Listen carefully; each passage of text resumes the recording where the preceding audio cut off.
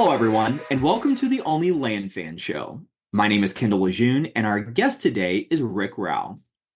Rick Rauch is a proud Texan, devoted father of three, dog lover, and husband to Leah. With an impressive 25 years of experience in development and construction, Rick made a bold move 16 months ago, leaving the corporate world to start his own land business. His focus is on subdivides, entitlements, value adds, and consulting. Rick also has a passion for helping others scale and grow their businesses. Rick, thanks so much for joining us. How are you today? I'm doing great, Kendall. Thanks for having me. Yeah, I'm so glad to have you back on the show. We've had you once before and we had so much great response. I said, listen, we need to get you back on the show to talk about these subdivides and the types of deals that you're doing. And so today you're talking about Beyond the Flip, navigating the real path to wealth and land. Can't wait to dive into that with you. But for those of us who don't know you, can you introduce yourself a little bit? Let us know about your background and how did you get to starting your own business focusing on these subdivides? Sure. I appreciate the introduction. I'm so grateful to be here and be a part of the Only Land Fans Network. It's a real pleasure to be back with all you guys again. And to your point, we have quite a few things to cover today with subdivides. Yeah, my background, I started in construction in 1997 to date myself a little bit. I was in college on a sports scholarship. I got hurt and was trying to figure out what I was going to do with my life. Went and spent a summer with my dad, who was managing a hotel project at the time. He was a superintendent. And my job was really just like the gopher, running errands, go get this, go get that, sweep the floors, keep the site cleaned up. And at the end of the summer, I really just fell in love with watching like the progression of what was happening on site. And I got the bug, if you will. So I told my dad, like, he said, well, what do you want to do now that the summer's over? He said, if you're going to go back to school, you need to figure out what you're going to do, since you're probably going to end up losing your scholarship because of your injury. And so I decided I didn't want to go back to school. And I was like, I think I want to do what you do. And he's, what would you say that I do? And I was like, well, it looks like you just boss people around all day and we get to build this cool project. And he was like, oh man, no, that's not it at all. Got me straightened out on that. And so I literally started out in the field sweeping floors. And I did that for about 6 months and then just started working my way up through the field. I spent 8 years in the field. By the time I was done in the field, I had completed several hotels, restaurants, some shopping center complexes. And so I got moved into the office and kind of took that real world experience and applied it in the office setting and quickly moved up through the ranks in the office. And like you touched on earlier, so I spent about 25 years in that industry. And before I left, I was at a VP director of construction role and just really lost the passion, didn't have the fire or the desire to be in that space anymore. Was looking for something else to do. I was looking at the Cody Sanchez model, which is buy a boring business, and stumbled across a podcast where they were talking about land investing. And I thought to myself, that I've done that to an extent, just on a different scale with construction and development. So went down the land rabbit hole like most of us have, was told I only needed $5,000 and I could be a millionaire.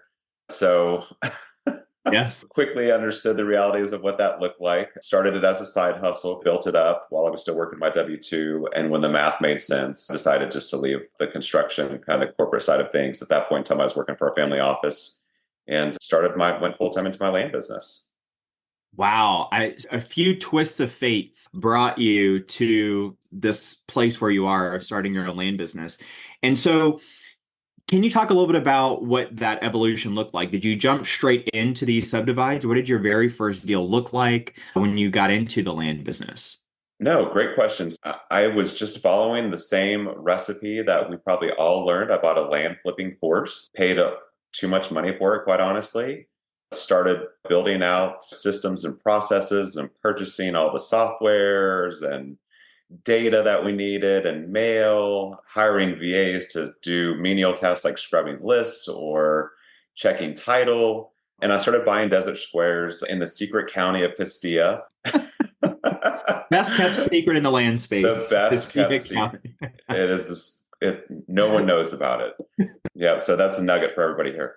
Anyway, so I bought desert squares or whatever you want to call them in Castilla County. I bought a bunch of those and realized pretty quickly when I started flipping, it just didn't seem to align with what the course had said and what the profits were going to be and the disposition and the marketing. And I just started to get a thought of, okay, there's got to be a better way to do this business. And I was a little frustrated. I'd hit an impasse is like, am I going to continue down this path with land, or am I going to jump ship and try something different? And I had a discussion with a mentor of mine, and he said, Rick, listen, like, you have 25 years of experience in construction development. There is a way that you can take all of that knowledge, all that experience, and transfer it into this business. Have you thought about doing bigger deals? Or he even said entitlement, but I didn't know what that was at the time.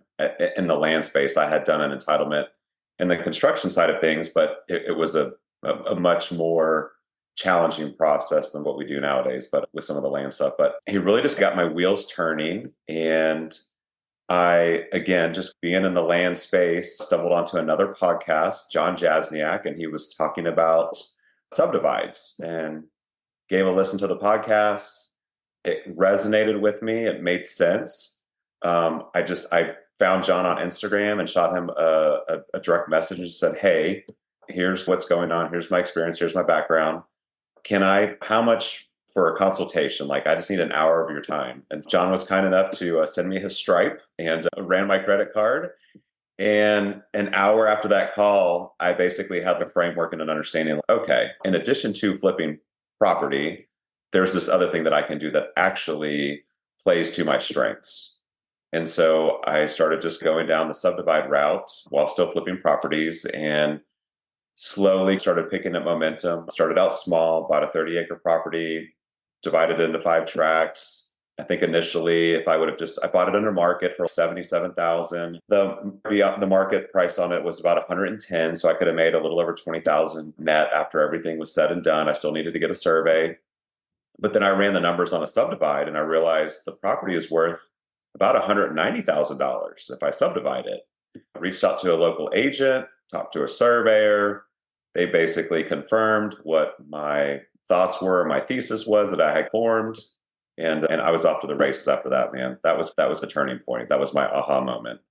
Yeah, unlocking additional 80K in a land deal just from changing how you approach it using that subdivide value add strategy. So love that. John, fantastic guy, had him on the show. Really good stuff there. I want to take Super you guy. back to, Yeah. for sure. So I want to take you back to when you first heard, when your mentor said, listen, you could be doing subdivides, and you hadn't really done anything like that yet. What was going through your mind when your mentor brought that up?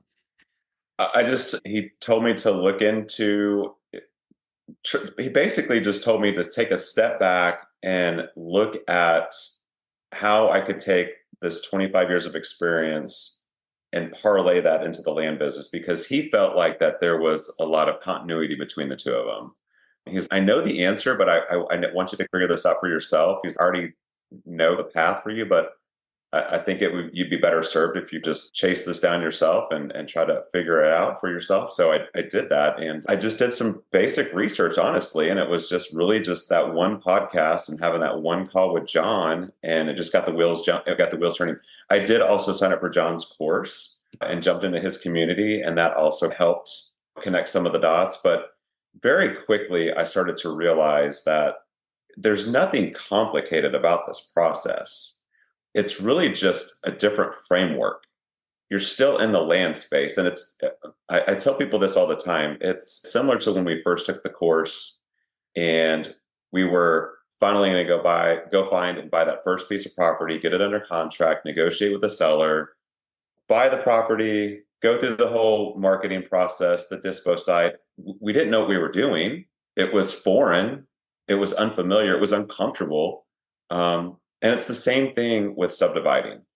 You just are learning a different strategy in the land space. And it's really just a checklist of things that you go through to get you to that point where you start to build confidence. And just like with anything, like you get your reps in, it starts to get easier. You start to want to take on bigger challenges. You start to raise the bar for yourself, if you will. And that's really what's happened for me. I went from 16 months, we bought a little under $2 million and we've generated $3.6 million in equity and profits. Wow. Wow, that's incredible. So, can you talk a little bit about what are some of the biggest differences between traditional land flipping, like many of us are comfortable with, and your approach to subdivides? A lot of it is relative because location is very important. What is the market telling you? So, market analysis. I'm a big proponent of looking at sell-through rate. So, I like to look at the aggregate overall, how many lots are for sale in a market, what is sold in the past 6 months. We used to look at 12, but now it's 6. Things are tightening up, obviously, because the market is a little bit tougher now. And then I lean heavily personally on realtors, brokers, surveyors, and try to get a better understanding of what's happening in the market. And I think that is really a lot of the same tools that we use for land flipping. It really is the same approach and strategy in a sense. The only difference is that you might be looking for a little bit of a larger piece of property and then looking at what is the market demand so that you can take that parent tract and break it down into smaller tracts that are more affordable. You're creating a market that may not even be there. You're opening up your buyer pool, and there's more margin, there's more profitability, and honestly, the strategies are very similar. I think that the main difference is that you're bringing a couple more, people on board in terms of key players to help you execute the subdivide, which is a surveyor, which most of us still need a surveyor on just a flip. You might need a soil scientist if a perk test is required by the jurisdiction. You're going to want to clean the property up. So I would hope that most of us, if we are buying properties that are maybe overgrown or have heavy underbrush, we're probably doing some bush hogging or mowing or just general cleanup as it is. A lot of that transfers. And you could really take it up a notch if you want to, and you could cut paths in, you can open up build sites so that your potential buyers have at least a vision for the property when they get there. You can put gravel roads in, you can extend utilities like power, water. It just depends on what is the market telling you, what is the demand and the need, and then what is the math telling you, what is your budget, and then what does your profit margin look like? Yeah, that's great. I love that. And I definitely want to dig into the nuts and bolts in just a minute. But you said something that sort of resonated with me a little bit earlier, where you said you looked at how you were flipping land in your business and you said there's got to be a better way to do this business. Can you dive into that a little bit more and tell us what were some of those pain points that you were having that made you say there's got to be a better way? What were you experiencing in your land flip business?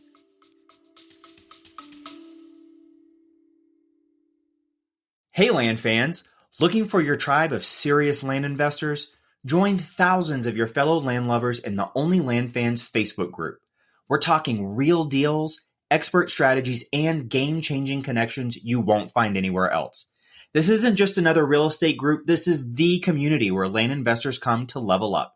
Join us at onlylandfansgroup.com and join the conversation today. That's onlylandfansgroup.com. See you there. I think just like probably with most of us, and maybe I am only speaking to a handful, but I feel like I'm speaking to a broader audience here. But I think the promise of what we thought the profit margins were going to be on these flips is probably not as real. It's not realistic. There's a lot of things that go into these flips that they eat into your profits. We have VAs, we have marketing costs, we might have long hold times, we might have an issue with a title that needs to be cleaned up or an attorney has to get involved. And I think for me, what I just started to understand was like when I started to pencil it out and look at how many desert squares, like in Castilla County, I would have to flip to make 6 figures, which would be consistent with what I was making in my other job. It just seemed a little overwhelming, quite honestly. And I thought to myself, and the other part of it too is like that price point on those properties is a different buyer. It's a different avatar. And I thought If this business is really scalable, then you got to push the boundaries a little bit. You've got to go after bigger properties with higher margins. There's probably a little bit more risk involved, but with risk comes reward. We've heard that saying before. And it just felt, and then after having discussions with other land investors, listening to podcasts, going into live events, that it was evident that the investors who were successful and seemed to be doing very well in this business were going after the bigger size projects. They were doing things that were a little bit larger in financial scope, a little bit larger in size and acreage, and the reward was there. You were hearing all the success stories. So to me, it was just, again, like connecting the dots and then seeing this roadmap that was laid out in front of me just by having these conversations. Yeah. Do you remember what your average deal was, like your average net profit per deal before you started subdividing? Those Castillo Buy County. for 5,000, sell for 8. Yeah, okay. So you were hitting the jackpot, $3,000 net profit minus all of the operating expenses, right? Plus your marketing and all that good stuff. So yeah, Right. that would take a little bit of time to get to that six-figure mark, I would imagine. And hey, listen, this is not, I don't want to sound down on that framework. That model does work. It absolutely does. It's a lot of time. It's a lot of effort to try to scale that. I've had these conversations with land investors the last 16 months in this space, and some of them live and die and breathe by that model, and they love it. But the majority of them don't. And that's just the reality of it. Like, they get burned out. It's also very transactional. Like, you don't really have a connection. It's not fulfilling. It's really more about you're chasing the transaction. That's okay to a certain extent, but I personally want to be fulfilled. I want to have a sense of purpose. I want to have a connection with what I'm doing in my business. Ah, that's very interesting. Can you tell us a little bit more about that? Sure. Like with the subdivide, what's nice about it is that it forces you, in most cases, and this is what I preach and what I teach, you have to get out from behind your computer. Okay. If you want to successfully subdivide a property and you want to understand the characteristics of your property, you want to build rapport with your contractors, your surveyors, your land clearing guys, you need to get out in the field. You need to have these face-to-face meetings. You need to walk your property. There's challenges that cannot be seen or understood from behind our computer screens. And I can tell you firsthand, there's been plenty of times where I have bought a property, I have subdivided it on land ID, the way that I thought was the best survey or the best, subdivision or use for the property. And you get on property and you can only see what you can see. And there are certain challenges, whether it's access, it could be grade and slope, it could be topography, it could be an easement issue, it could be where are the power poles on the road. There's so many things that affect how you lay this property out, but also too, getting out into the field and walking your property, you just have a sense of purpose. You really connect with the property. And I would say it's a little bit sweeter when you finish the subdivide. Like, you feel like you've accomplished something versus just a flip. Not to say that, you can't be fulfilled doing flips, because you can, but I've done both. And I can tell you which one is more fulfilling and lasting. And it's the subdivides.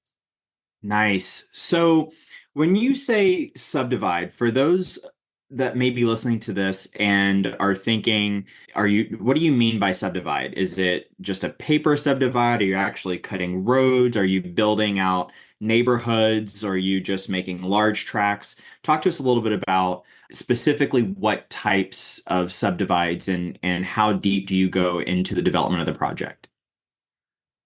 Man, that's a loaded question, Kendall. There's levels to subdivides. Okay. Yes, to your point, you could just buy 20 acres and you could go by whatever the state what the state plat exemption is. And maybe you just want to cut a property in two and replat it, record it, and stick it back on the market. That is a strategy that works, of course. I like to do value add, which means that we will buy the property. We will figure out the best subdivision layout for the property based on the layout, based on topography, where are utilities, and we will run the numbers. So the numbers will tell us a couple of things. How much money do I have for improvements? What is my yield going to be on the property? What does my profit margins look like? What does my potential hold time look like? And so we will set the strategy for that property based on what the math tells us. And everyone is a little different. In the beginning, for some of these newer land investors who are wanting to do or get into subdividing, I always recommend that you start small. So a great example is that 30-acre kind of case study that I talked about earlier. That was a 30-acre property. It had excellent road frontage. It had beautiful timber on it. It was in close proximity to a city center or a town where there were local amenities like a Walmart or a grocery store or a hospital. And because I didn't have any experience doing a land subdivide yet, even with my construction background, I wanted to make sure that I was managing my risk. It's my first time out of the gate. So didn't want to do something that could potentially be over my head. And then also too, just beta test and see how it was going to go. But so for that one, we literally did we did a survey, we replatted it. We cut path. We hired a gentleman to come out and clear paths basically into each lot. We opened up a build site on each lot, and we kept our costs very minimal. So I think all in on that one, we were at about $16,000 in improvements. And that's just a simple kind of very straightforward approach to a subdivide. But you're adding value. We're adding value in the sense of we cut the paths in. We did replat and we did survey and replat the property. We created different size tracks to create affordability in the market. We went from a property that would have been listed on the market for $110,000, 30 acres, which is a very specific buyer, to now I have 5 lots of different sizes for different buyers, which is great because not everybody wants 30 acres. Some people want 1 acre, some people want 5, some people want 10. It varies. And so I like the idea of opening up my buyer's pool personally. But the other extreme of that is the last subdivide that we just did. That was 87 acres. We spent $150,000 in improvements. That was a 22-inch wide, 2,000 lineal foot long, 6-inch thick gravel road installed by a professional road builder. That included tree clearing. We had the power extended by the power company that 2,000 lineal feet down the road and ran all the overhead power lines. We did mulching and clearing. We did full perimeter fencing. We did a 4-board entry and a neighborhood sign. So those are 2 different levels of minor versus what I would consider more of a major. And so there's levels, just like with anything. It's just like with land flipping, whether you start with desert squares and then you start working up to, $15,000, $20,000 lots, then maybe you jump to 50s, then maybe you're in the hundreds. It's the same thing with minor subdivides, or if you eventually graduate to a major subdivide. And all of this is just about experience. It's about taking a chance on yourself, managing risk, understanding your market, and managing the process. Yeah, that's really good. You mentioned managing risk. Can you talk a little bit more about that and what can investors do to manage their risk the most efficiently and effectively when they're getting into these types of deals?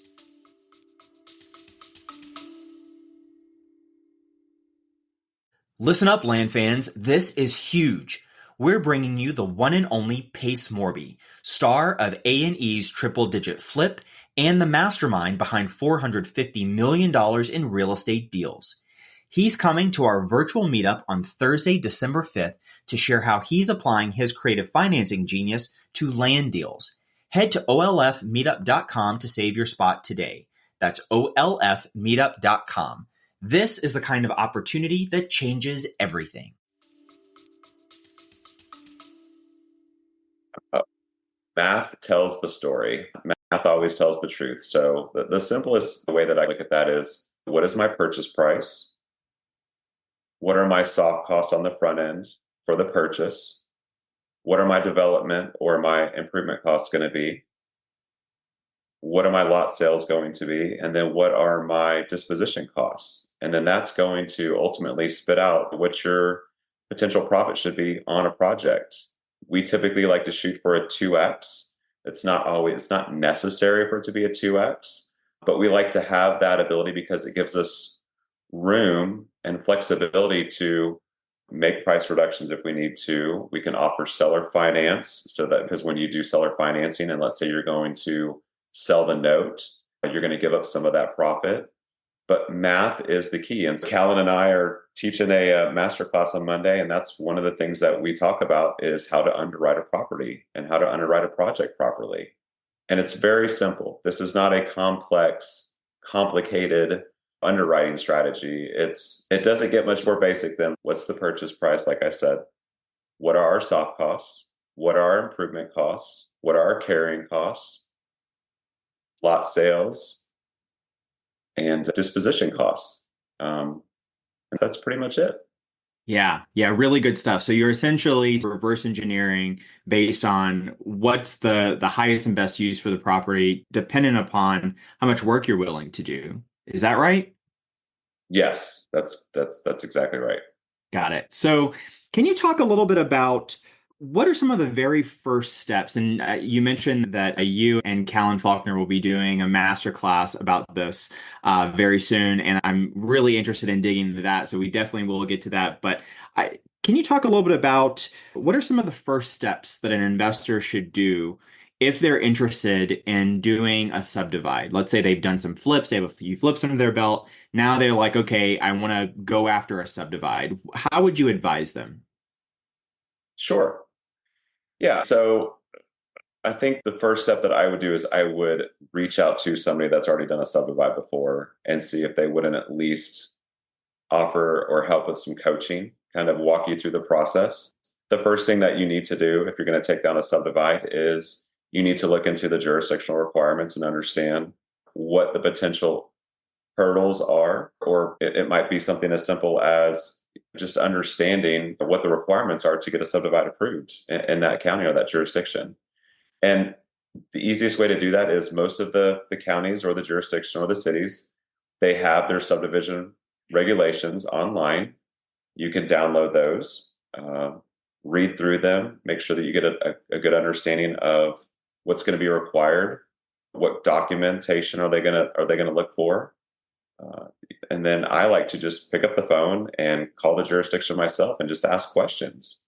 Just it's really just a simple conversation, asking them some questions from what you were able to read through on their subdivision regulations. Another strategy that I use for that is like the surveyor. I'll call and talk to local surveyors because surveyors are the ones that are plugged in and know firsthand what is required and what the process is and the timeline in to go through a subdivision in that county or that city. And they're a great resource. If you're enjoying this episode of the Only Land Fans podcast, please let us know by subscribing and leaving a review. Now let's get back to the action. Yeah, that's really good advice. For someone that's listening to this and they're like, listen, I understand the whole idea, the concept around buy a big piece of property, cut it into smaller pieces, drive the price per acre up, and now I have a value add. But it's not as simple as just there are regulations that you have to follow. Can you talk a little bit more about what some of these jurisdictional regulations are that you've run into in your career so far? Sure. And I think the thing that I want to talk about with regulations or requirements is they're there for a purpose. There's reason for them. And I would say 90%, not even 90, it's more than that, probably 98% of the time, as long as you're within those guidelines, you're going to get approved. But yeah, so what are some of those regulations? It could be what is the required amount of road frontage for each lot, if it's on a county maintained road or if it's a private road. They may want you to do a water study, depending on if there's water. That's a situation that we have here in Texas currently. So you may have to do a water study to show that there is water available if the buyer at some point wants to drill a well. They might want we have some projects that we've done in Virginia where if it's under a certain acreage size, you have to perk the property. And the reason for that is because if somebody comes in and they want to build a home, you want to make sure that the soil can accept a septic system. And that's a couple of the probably the more simple, straightforward. I would say that those are probably the main ones that I run into, quite honestly. Yeah, that's really good. I also love the piece of advice that you shared about get in with local surveyors. These are people that are actively doing these things, these types of deals and subdivides in that area. I'm sure those people are wealth of information. Absolutely. That's something I talk about quite actively is a surveyor is going to be the key to your subdivide. They are the quarterback. They are going to be plugged into the jurisdiction. When you have that conversation with the surveyor, you want, in terms of building confidence for yourself, you want to hear them talk about people on first name basis down at the county. Maybe it's Betty Sue or Bobby Joe in planning. So that'll be a big giveaway right away that they're plugged in, they know what's going on. They also will be able to point you in the right direction in terms of other local contractors that they might work with, clearing contractors, road builders, the power company. To me, it's the first person that I look for as my main resource is the surveyor. And really, they are going to be your kind of go-to and your quarterback during the process.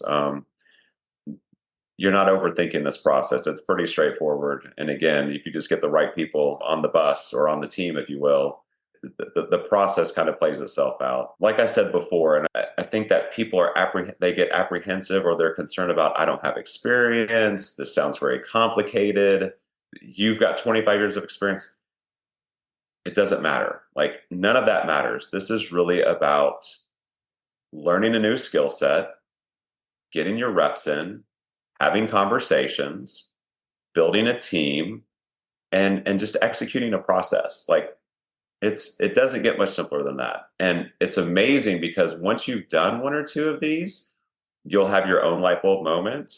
And it's amazing because of the other opportunities that kind of open up through this process. And then you really start to even stretch yourself and you're like, oh, okay, all right, 30 acres, let's go for 100. That's just the next step. It's a progression and you will get there. Everybody gets there.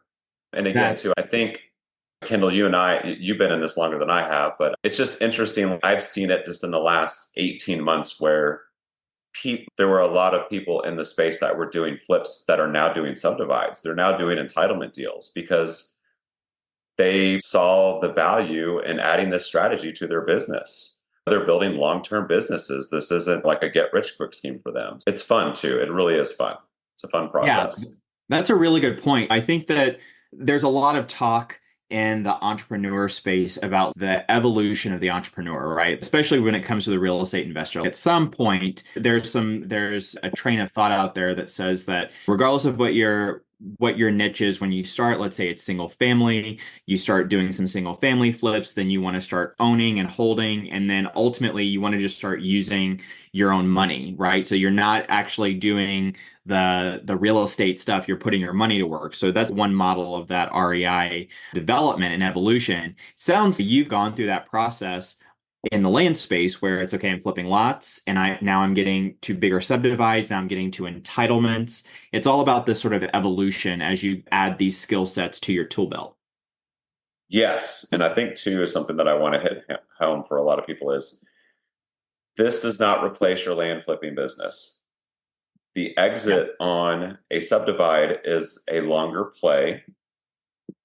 You are going to have to be a little bit more patient in some cases to realize and see your profits. Keep flipping land. You need capital coming in and out of your business on a consistent basis. Don't forget about what your bread and butter is. Don't forget about the foundation that built your business. Continue to flip land. I had too many investors that turned off the flipping spigot and got hurt. It's painful when some of these subdivides take longer than anticipated to exit. But that's just the business, right? And it's also the market that we're in currently, which it's tight right now. We are in a bear market. That's the reality of it. Yeah, that's a really good point. How long are you seeing the average conversion rate or cash conversion cycle on these subdivides in our current market? It's a good question. It depends on the size and I would say the number of lots that you're offering, but in most cases, you're looking at 9, 12, 18 months realistically. Yeah, so that's a really good point because yes, we're talking about the six-figure flips, sometimes seven-figure flips, multi-seven-figure entitlement deals, but that could be 12, 18 months longer sometimes. And so if this is your main source of income, like you've got to keep the lights on in some way, like between those 12 to 18 months. Yeah. So I'm a prime example. Like I stopped flipping. Don't do that. Mm, I yeah, ended yeah. up burning through a bunch of cash reserves. Like it's and that's painful. Like that what you don't want to be doing is sitting around waiting for a subdivide to sell out when you could have just kept flipping while you're still working on subdivides. This is a very easy strategy to implement into your flipping business. Again, like I said earlier, they go hand in hand. You're already looking for property, whether it's on market, off market, you're already looking at different strategies and different exits for that property. This is just another strategy and another exit that you're adding to your tool belt that you talked about earlier, Kendall. And it's nice because it really can shift your business in a lot of ways when those lots start to sell and those profits start to come in, especially if you have a fully functioning flipping business, because now you're just compounding capital in your business. And that really allows you to some bigger risk and go after some bigger deals. You have like kind of these, I like to call them like these little windfalls. Yeah, that's great. I love that. I love that. All right, so we've talked about subdividing. We talked about the concept. If someone's listening to this and you know what, I'm sold, let's do this. I want to add subdivides into my business model. I know that I need to start. One of the first things to do is I need to reach out to these, just find out what the different jurisdictional requirements are, maybe find a local surveyor. How do I find the deal? How do you go about finding the deal? Great question. Yeah, full transparency on my side. Like most of my deals have been on market deals. I have two of our deals were off market, but the majority of them have been on market deals. You can find them through mail, through cold calling, through texting, whatever your strategy is in terms of your marketing on the acquisition side. But MLS is also another strategy on market stuff. So again, for me, it's about what I like to do is when we're looking at a market is I like to look at the sell-through rate first. I like to understand what is trading in the market and then have those conversations with realtors and brokers. And that's a simple conversation of, hey, I'm working in your market. You could say that you're a land investor. You could say you're a land developer, whatever you think is going to play the best. And just tell them, I'm looking for somebody to represent me on the buy and sell side. Here's my buy box. Here's what I'm looking for. Can you tell me what is happening in the market right now? What are people buying? What's the demand? With that demand, what are the improvements that people are wanting? What do people want to see on the value add side when they go to buy a piece of property? The the more valuable that we can make the property, the better off we're going to be. Anybody can buy, like I said earlier, a 20-acre property, break it into two tracts, and just stick it back on the market. But you didn't really do anything to add value. You forced appreciation, but you didn't add any value. So Yeah. You mentioned buy box. Can you talk a little bit about what is your buy box? I know that it probably changes depending upon the market and depending upon what the market demand is, but do you have what's your typical criteria that you look at when you're looking at these properties? it's changed in the last 6 months. It used to be 100-acre and above tracts. We're not focused on that as much anymore. We've actually shrank that down. We're looking at 30 to 80 acres. And a big piece of that is because of the market right now. It's tight. Margins have shrank. Sellers, in a lot of cases, still have kind of the aspirations of what people paid during COVID for property. Those days are gone, but the hangover is still here. We're still fighting through that. Kendall, I'm sure that's one of your pain points, is unrealistic, expectations of what their property value is. All day. Yeah. Wholesalers calling and making 1 and 2, 3 times market price offers, just those fun things. But yeah, so our strategy is value add and being able to offer multiple size tracks without saturating the market or watering down our own product. That's where we're at right now. And that shift is really because hold time is expensive when you borrow money. In our case, and this may not be for everybody, but we typically, these purchases are above six figures and sometimes close to seven figures. So we sometimes have debt or equity partners. And so to mitigate that, that risk in terms of hold time and interest, and then also just exiting the property, we've shrunk our buy box down in terms of the acreage size. And we're really focusing on value add and the amount of tracts or properties that we're putting on the market at one time. Yeah. So you mentioned sell-through rate earlier. Is there a sell-through rate that you like to see? What's your rule of thumb when it comes to sell-through rate?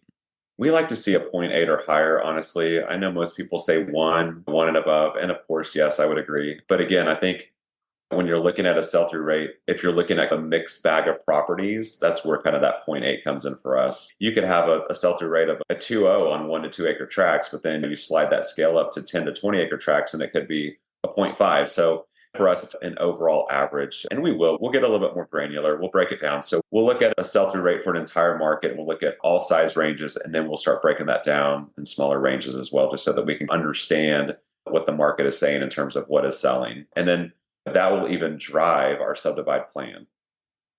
That's great. And so if someone's listening to this and they're like, how do you calculate a sell-through rate? What's your approach to doing that? Yes, this is not mine. I think Seth Williams, REI tipster, I got this from him, and I know that everybody uses this. So it's a pretty simple equation. It's properties sold versus what's listed divided by what's listed on the market. Great. Super simple. Keep it simple. Love that.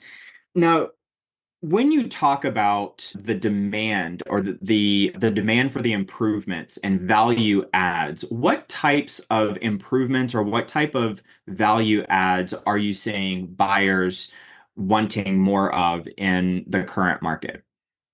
It's market specific, but I Mhm. would say the main thing that people are looking for, first impression is very important when somebody pulls up on a property. So for us, we like to do, if we can, a gravel drive into each lot that really just establishes the property. It sets it apart so it doesn't feel like it's just, oh, this is lot number 3 and 5 lots and they're all just wooded, or there's no delineation, if you will, between the lots. A gravel drive is nice, obviously cleaning up the property, like I said before, so bush hogging.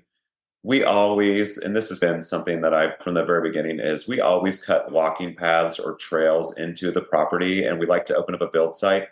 Most buyers, if they pull up to a lot and if it's overgrown or if it's fully wooded, it's hard for them to have kind of a vision of like, where would my tiny home or my mobile or my barn dough sit on here? And so if you offer, at least if you're helping to drive a vision for them when they're walking the property, it certainly helps with your potential to actually get an offer. And so those are the simplest and easiest strategies. The other part of it too that I think about is I'm a father and a husband. And so it's, if I have my wife and my son and my dogs with me, is it safe for them to go on the property with me? You know, I don't want them like, I don't want to worry about reptiles like snakes, or we have tick in certain seasons. It just, again, I think it's first impression. If we can do a 4 board entry, we will, if it's in the budget.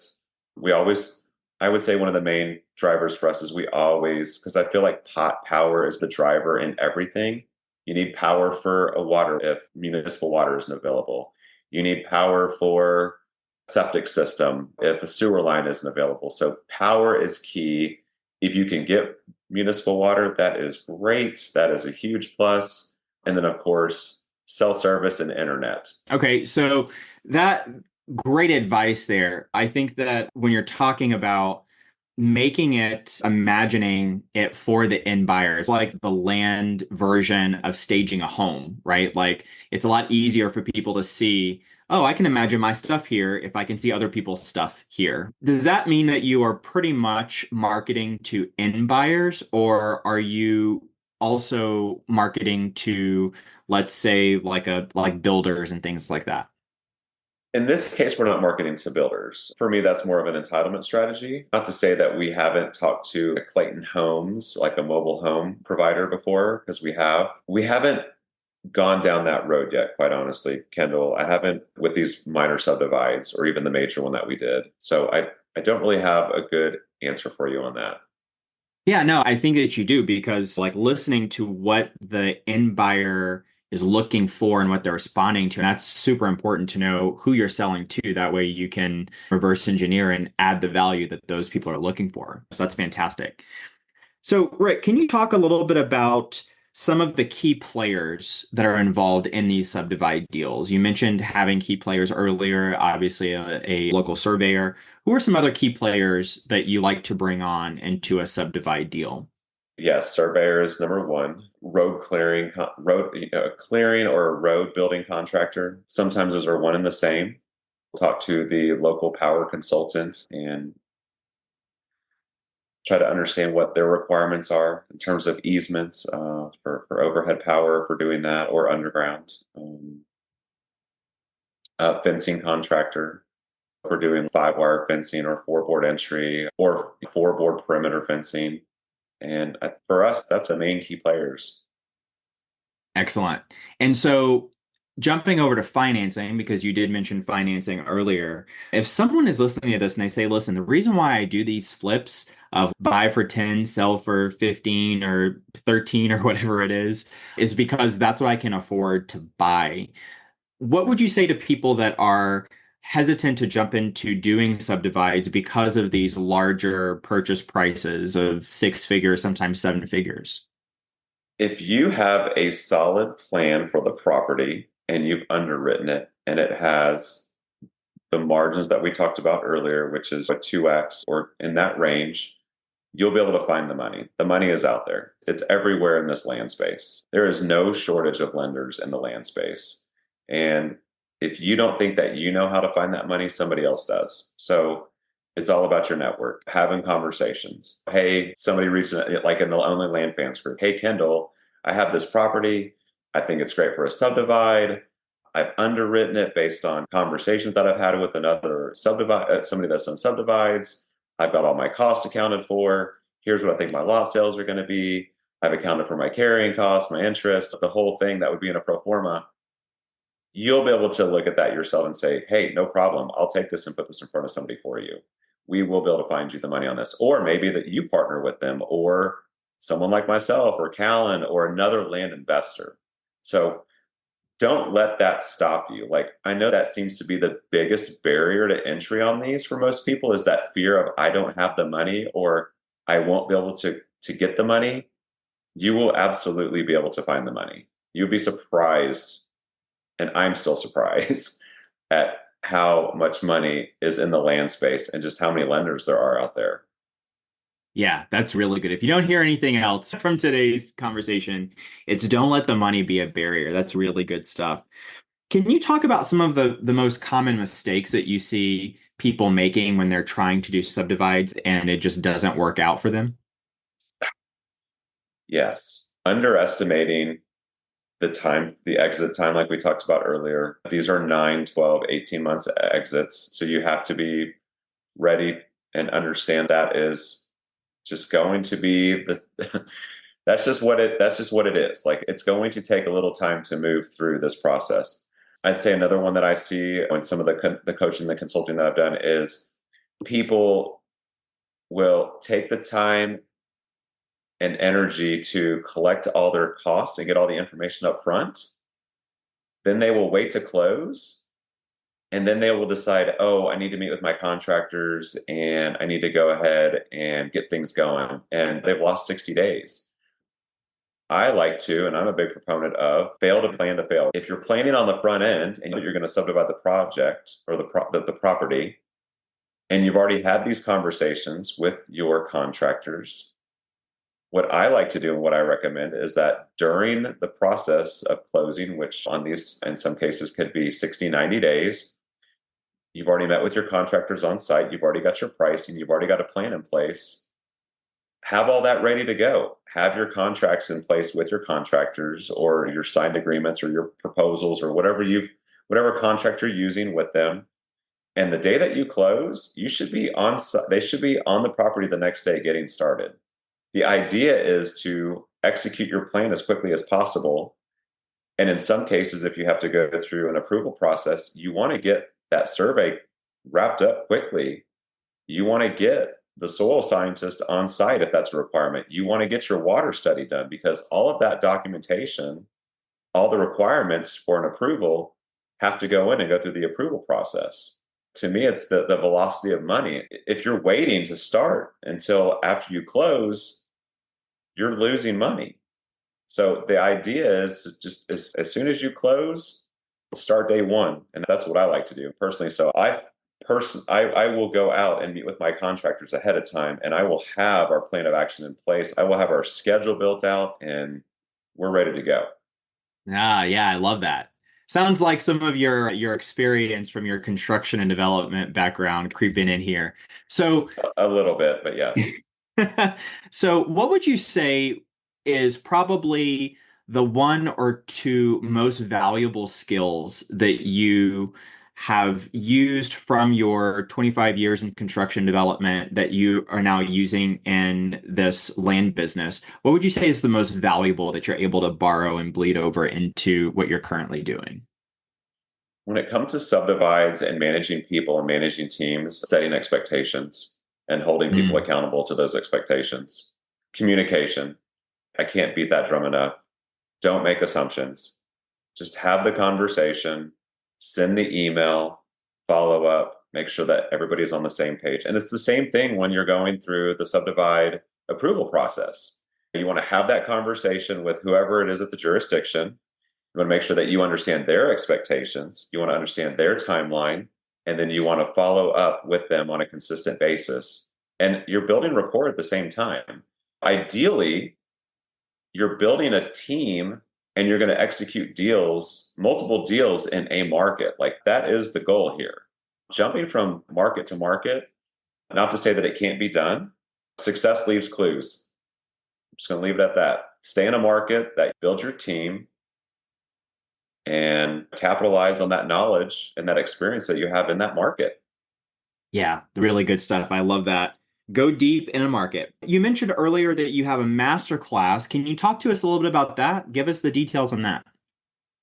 Yeah, this coming Monday, we have Callan and I. So I'm sure a lot of you guys know Callan Faulkner. If you don't, you should. So Callan and I have been working on building out a subdivide masterclass over the last month, and that will be on Monday, which is the 16th. Is that right?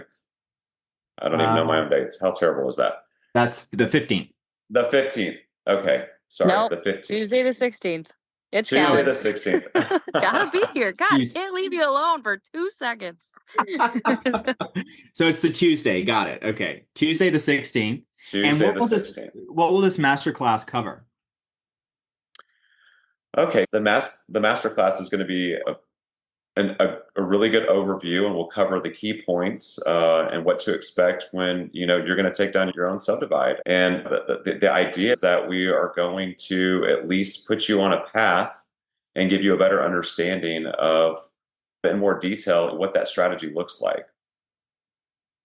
Excellent. Really good. And is this free or what's the cost of the master class? The master class is free. Yes, it's free Oh, for I everyone. love that. Free 99. So good. If people are interested in joining this masterclass, going to this free Subdivide masterclass, they can do that at startsubdivides.com. We'll put the link there in the chat. We'll also put it in the show notes. Startsubdivides.com.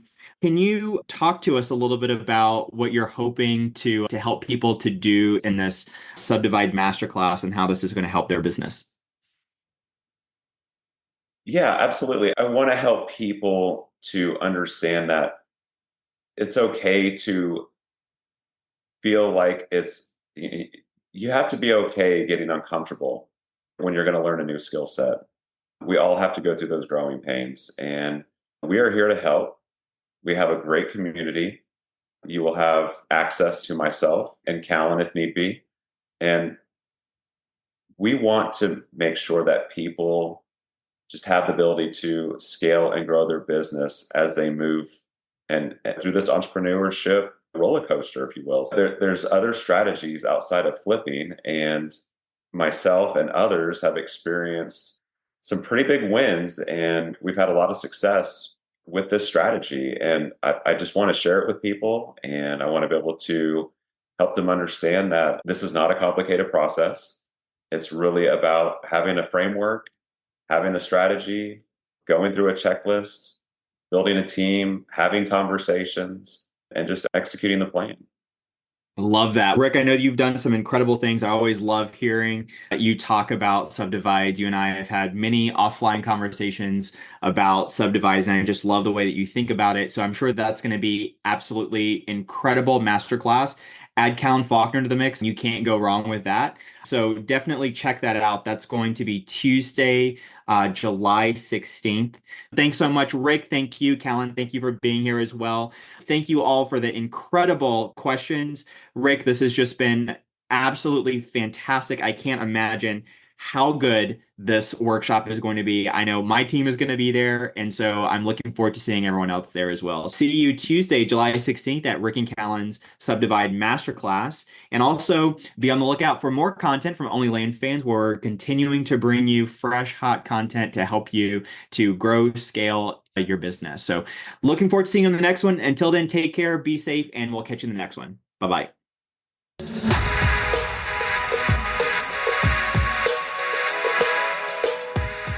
If you're interested in hearing from other seven-figure land flippers about how they've started and run their businesses, then join us at onlylandfans.com. Looking forward to seeing you there.